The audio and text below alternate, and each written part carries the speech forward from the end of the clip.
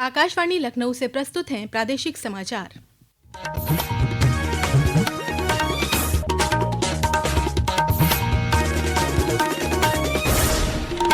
मुख्य समाचार। उपराष्ट्रपति सीपी राधाकृष्णन ने वाराणसी में श्री काशी नाटकोट्टाई नगर क्षेत्रम में धर्मशाला का किया उद्घाटन। कहा, काशी का जो दृश्य आज दिखाई दे रहा है उसमें जमीन आसमान का है फर्क। लौह पुरुष सरदार वल्लभ भाई पटेल की 150वीं जयंती पर प्रदेश भर में रन फॉर यूनिटी का हुआ आयोजन। मुख्यमंत्री योगी आदित्यनाथ ने राष्ट्र की अखंडता और एकता के लिए संकल्प लेने का किया आह्वान। राज्य के पूर्वी जिलों में कल से शुरू होगी धान की खरीद। 2 लाख से अधिक किसानों ने कराया है पंजीकरण। और देवोत्थानी एकादशी पर अयोध्या में पंचकोसी परिक्रमा कल सुबह से होगी शुरू। वाराणसी में 4 दिवसीय गंगा महोत्सव भी कल से होगा प्रारंभ।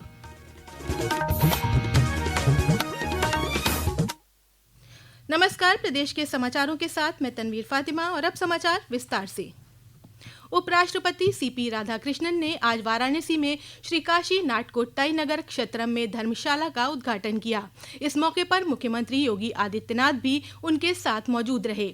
इस अवसर पर आयोजित समारोह को संबोधित करते हुए उपराष्ट्रपति ने कहा कि आज काशी में जो धार्मिक, आध्यात्मिक और अवस्थापना का विकास देखा जा रहा है उसमें पहले की काशी से जमीन आसमान का फर्क है और ये सब प्रधानमंत्री नरेंद्र मोदी और मुख्यमंत्री योगी आदित्यनाथ के प्रयास से संभव हुआ है। उन्होंने कहा कि वो तमिलनाडु और काशी के बीच नींव रखने वाले इस धर्मशाला का उद्घाटन करके बहुत प्रसन्न हैं।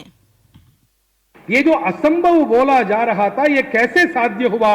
ये साध्य हुआ 2 कर्म योगियों के कारण। एक थे भारत के माननीय प्रधानमंत्री नरेंद्र मोदी जी और दूसरे हैं हमारे बहुप्रिय माननीय योगी जी। इस अवसर पर मुख्यमंत्री ने कहा कि काशी विश्वनाथ धाम और रामेश्वरम दोनों भगवान शिव के दिव्य स्वरूप हैं। उन्होंने कहा कि देश भर में अनेक भाषाएं बोली जाती हैं, लेकिन भारत की आत्मा एक है। आज का इस समारोह इस बात का स्मरण कराता है कि वाराणसी कि पावन गंगा नदी के किनारे से लेकर तमिलनाडु की कावेरी नदी के तट तक की हमारी साझी परंपरा हमें याद दिलाती है कि भाषाएं भले ही अलग हों, भारत की आत्मा एक ही है जो शाश्वत, समावेशी और अटूट संबंधों से जुड़ी हुई है। श्री काशी नाटकोट्टाई नगर सतनाम मैनेजिंग सोसाइटी द्वारा निर्मित यह धर्मशाला, जहां एक और श्रद्धालुओं को ठहरने की सुविधाजनक स्थान उपलब्ध कराएगी, वहीं दूसरी ओर काशी और तमिलनाडु के प्राचीन सांस्कृतिक संबंधों को भी सुदृढ़ करेगी। समारोह में कई दक्षिण भारतीय श्रद्धालु भी उपस्थित रहे। कृतज्ञ राष्ट्र और लौह पुरुष भारत रत्न सरदार वल्लभ भाई पटेल की 150वीं जयंती पर उन्हें श्रद्धांजलि अर्पित कर रहा है। इसी क्रम में मुख्यमंत्री योगी आदित्यनाथ ने आज लखनऊ में आयोजित रन फॉर यूनिटी का शुभारंभ किया। इस अवसर पर उन्होंने सरदार पटेल की प्रतिमा पर माल्यार्पण कर उन्हें नमन किया। मुख्यमंत्री ने कहा कि सरदार वल्लभ भाई पटेल का जीवन, समर्पण और त्याग आज भी हर भारतीय के लिए प्रेरणा स्रोत है। राष्ट्रीय एकता दिवस पर हमें जाति, भाषा, धर्म और क्षेत्र से ऊपर उठकर भारत की एकता और अखंडता को सुदृढ़ बनाने का संकल्प लेना है।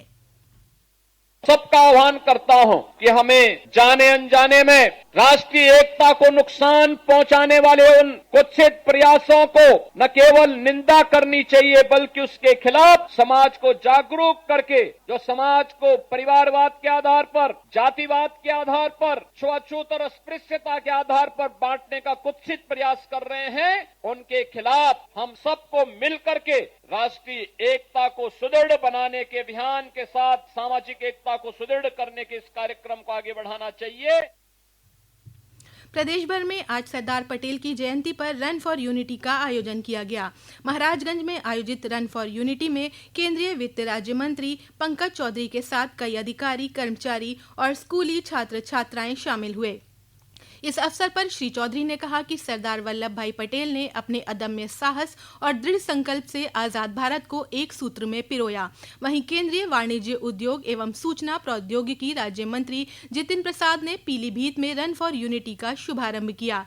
इस मौके पर उन्होंने कहा कि प्रधानमंत्री नरेंद्र मोदी के आत्मनिर्भर और विकसित भारत की संकल्प पूर्ति के लिए पूरा देश आज एकात्मता के भाव के साथ कार्य कर रहा है। वाराणसी में प्रदेश सरकार में मंत्री रविंद्र जायसवाल, बरेली में धर्मपाल सिंह, मऊ में AK शर्मा, संभल में राज्य मंत्री गुलाब देवी और आगरा में योगेंद्र उपाध्याय ने रन फॉर यूनिटी को हरी झंडी दिखाकर रवाना किया। इस दौरान सभी को देश की अखंडता और एकता की शपथ दिलाई गई। सशस्त्र सीमा बल के लखनऊ स्थित सीमांत मुख्यालय द्वारा G20 रोड पर तथा जिलों के कलेक्ट्रेट परिसरों और पुलिस लाइन में भी रन फॉर यूनिटी का आयोजन किया गया, जिसमें अधिकारियों, कर्मचारियों और जवानों ने बढ़ चढ़कर हिस्सा लिया। न्यायमूर्ति सूर्यकांत भारत के अगले मुख्य न्यायाधीश होंगे। विधि और न्याय मंत्री अर्जुन राम मेघवाल ने सोशल मीडिया पोस्ट में उन्हें बधाई दी। उन्होंने बताया कि राष्ट्रपति द्रौपदी मुर्मू ने न्यायमूर्ति सूर्यकांत को अगला मुख्य न्यायाधीश नियुक्त किया है। उनकी नियुक्ति 24 नवंबर से प्रभावी होगी। न्यायमूर्ति सूर्यकांत देश के 53वें मुख्य न्यायाधीश होंगे। वे मुख्य न्यायाधीश BR गवई का स्थान लेंगे, जिनका कार्यकाल अगले महीने की 23 तारीख को समाप्त होगा। ये समाचार आप आकाशवाणी लखनऊ से सुन रहे हैं। ताज़ा समाचार जानने के लिए आप हमारी वेबसाइट newsonair.gov.in पर लॉगिन कर सकते हैं। इसके साथ ही आप प्रादेशिक समाचारों का ये बुलेटिन हमारे YouTube channel news on AIR Lucknow पर भी सुन सकते हैं। खरीफ विपणन वर्ष 2025-26 के अंतर्गत कल से पूर्वी उत्तर प्रदेश में धान खरीद शुरू होगी, जो 28 फरवरी 2026 तक चलेगी। इस अवधि में लखनऊ संभाग के उन्नाव, रायबरेली और लखनऊ में भी धान खरीद होगी। सरकार ने इस वर्ष धान के न्यूनतम समर्थन मूल्य में वृद्धि की है। धान बिक्री के लिए 1 सितंबर से पंजीकरण प्रारंभ हो गया था। अभी तक 2,17,000 से अधिक किसानों ने पंजीकरण करा लिया है। धान बिक्री के लिए किसानों का पंजीकृत होना अनिवार्य है। किसानों को खाद्य व रसद विभाग की वेबसाइट या मोबाइल ऐप यूपी किसान मित्र पर पंजीकरण कराना होगा। केंद्रीय माध्यमिक शिक्षा बोर्ड CBSE की 10वीं और 12वीं की बोर्ड परीक्षाएं 17 फरवरी 2026 से शुरू होंगी। 10वीं की परीक्षाएं 17 फरवरी से 10 मार्च तक और 12वीं की परीक्षाएं 17 फरवरी से 9 अप्रैल तक आयोजित की जाएंगी। प्रधानमंत्री नरेंद्र मोदी ने 22 सितंबर को वस्तु और सेवा कर GST दरों में कटौती के साथ GST बचत उत्सव की शुरुआत की थी। इससे देश के नागरिकों को लाभ हुआ है। आज हम ऑटोमोबाइल क्षेत्र में नई GST दरों से आम जन को हुए लाभ की जानकारी दे रहे हैं। एक रिपोर्ट। GST 2.0 के तहत ट्रकों और डिलीवरी वैन जैसे वाणिज्यिक माल वाहनों पर कर की दरें घटाकर 18% कर दी गई हैं। इस कदम से सीधे तौर पर लॉजिस्टिक लागत में कमी आई है और निर्यात प्रतिस्पर्धा में सुधार हुआ है। इसी प्रकार मोटर कार और मोटर बाइक के निर्माण में उपयोग होने वाले अधिकांश सामानों पर भी GST घटाकर 18% कर दिया गया है। इस निर्णय से न केवल निर्माताओं की लागत कम हुई है, बल्कि उपभोक्ताओं के लिए नए वाहन अधिक किफायती भी हो गए हैं। इसके साथ ही 1800 सीसी तक के ट्रैक्टरों पर अब 5% कर स्लैब में शामिल हो गए हैं। नए सुधार ने लोगों के लिए वाहन खरीदना ज्यादा किफायती बना दिया है। आकाशवाणी समाचार के लिए रोहन की रिपोर्ट के साथ समाचार कक्ष से मैं मृगनयनी पांडे। देवोत्थानी एकादशी के पावन अवसर पर अयोध्या में पंचकोसी परिक्रमा कल तड़के 4 बजे से शुरू होकर अगले दिन दोपहर तक चलेगी। ये परिक्रमा अयोध्या धाम की परिधि में करीब 15 किलोमीटर लंबी यात्रा है। पंचकोसी परिक्रमा में बड़ी संख्या में श्रद्धालुओं के साथ संत महंत भी शामिल होंगे। वहीं वाराणसी में कल से 4 दिवसीय गंगा महोत्सव शुरू होगा, जिसको लेकर सभी तैयारियां पूरी कर ली गई हैं। बौद्ध धर्म के प्रमुख गुरु और कुशीनगर भिक्षु संघ के अध्यक्ष अग्ग महापंडित भदंत AB ज्ञानेश्वर महास्थवीर का आज तड़के लखनऊ के एक निजी अस्पताल में निधन हो गया। वे लगभग 90 वर्ष के थे और कुछ दिनों से बीमार चल रहे थे। और अंत में मुख्य समाचार एक बार फिर। उपराष्ट्रपति CP राधाकृष्णन ने वाराणसी में श्री काशी नाटकोट्टई नगर क्षेत्रम में धर्मशाला का किया उद्घाटन। कहा, काशी का जो दृश्य आज दिखाई दे रहा है उसमें जमीन आसमान का है फर्क।